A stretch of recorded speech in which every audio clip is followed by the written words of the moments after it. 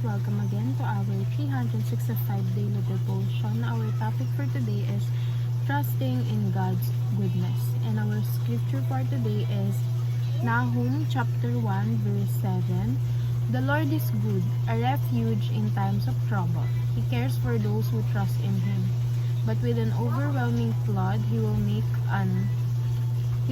an end of Nineveh. He will pursue his foes into realm of darkness. So sinasabi sa verse na to na ang Panginoon daw natin is mabuti, 'di ba? Meron siyang matibay na kanlungan, pwede natin siyang lapitan kapag may mga problems tayo. Pero pag hindi naman maganda yung pinakita natin, he can be bad as well, na kaya niyang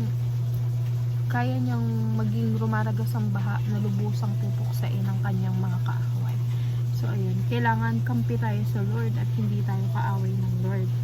First teaching is God's very nature is good. So ang Panginoon talaga natin is mabuti. And ang binibigyan niya talaga more on pagpapala, more on blessings, more on good side talaga, and walang duda yon.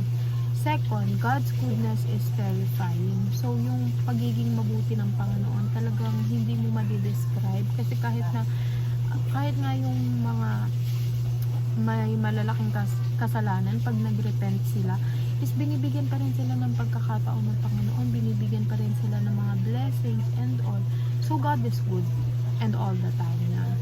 Third, God works for our good. So, minsan naiisip natin na ang Panginoon is bakit ba ganito, Lord? Bakit? Hindi kasi sumasang-ayon minsan yung plano ni Lord sa plano natin for ourselves. But, we know that we need to trust na God is working for our greater good at hindi para ikasama natin or whatsoever man yan.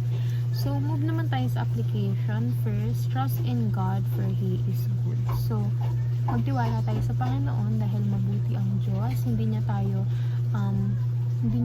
ipupunta sa kahit anong kapahamakan, hindi niya tayo ipapahamak, hindi siya magbibigay ng problem sa atin na alam niyang hindi natin makakayanan, ganyan. So, kapag nag-trust ka sa Panginoon, you are protected by Him.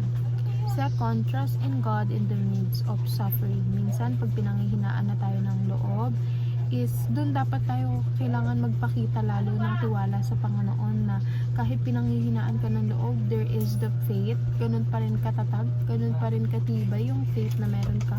And kapag napatunayan mo sa Panginoon na meron ka talagang faith, meron ka talagang pananampalataya sa Kanya, He will give you all the things you need.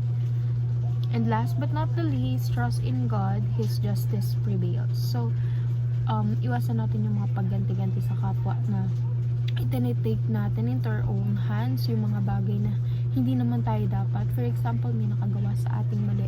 We need to trust God na si Lord na ang bahala sa kanila because His justice will prevail. So, ayun lamang po and see you again on our next 365 daily devotion.